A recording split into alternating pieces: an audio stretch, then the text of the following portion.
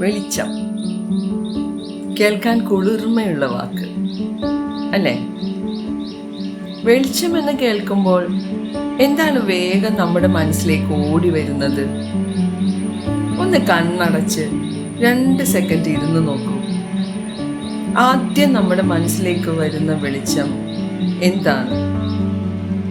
ചിലർക്കത് ചില വ്യക്തികളാകാം, അവരുടെ ഏറ്റവും പ്രിയപ്പെട്ടവർ. ചിലർക്ക് സ്ഥലങ്ങളാകാം, സംഭവങ്ങളാകാം, അല്ലേ? വെളിച്ചം എപ്പോഴും എല്ലായിടത്തും നാം കാണുന്നുണ്ട്. പല രൂപങ്ങളിൽ, പല നിറങ്ങളിൽ, പല സ്ഥലങ്ങളിൽ. ചുറ്റിനുമുള്ള വെളിച്ചത്തേക്കാൾ ഉള്ളിലുള്ള വെളിച്ചമല്ലേ പ്രധാനം? ജീവിതത്തിന്റെ ഓട്ടപ്പാച്ചിലിൽ എല്ലാവർക്കും നഷ്ടപ്പെട്ടു പോകുന്നതും ഈ വെളിച്ചമല്ലേ? ഒന്നിനും സമയമില്ലാതെ ഒരു മാന്ത്രിക ജീവികളായി നാം മാറുന്നു.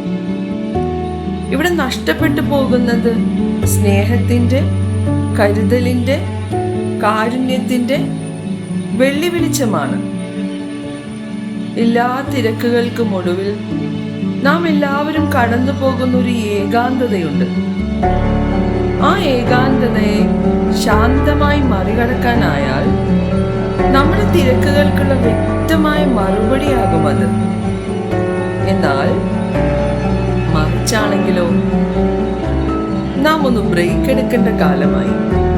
ഒന്ന് നിർത്തി സ്വയം ഒരു കരുതലിന് ശേഷം യാത്ര തുടരാം.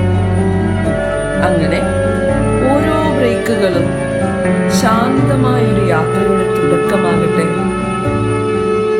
ഒരു പുഴ ഒഴുകുന്ന പോലെ അതിൽ ഞാനും കൂട്ടുചേരാം. നമുക്ക് ഒരുമിച്ചു നടക്കാം.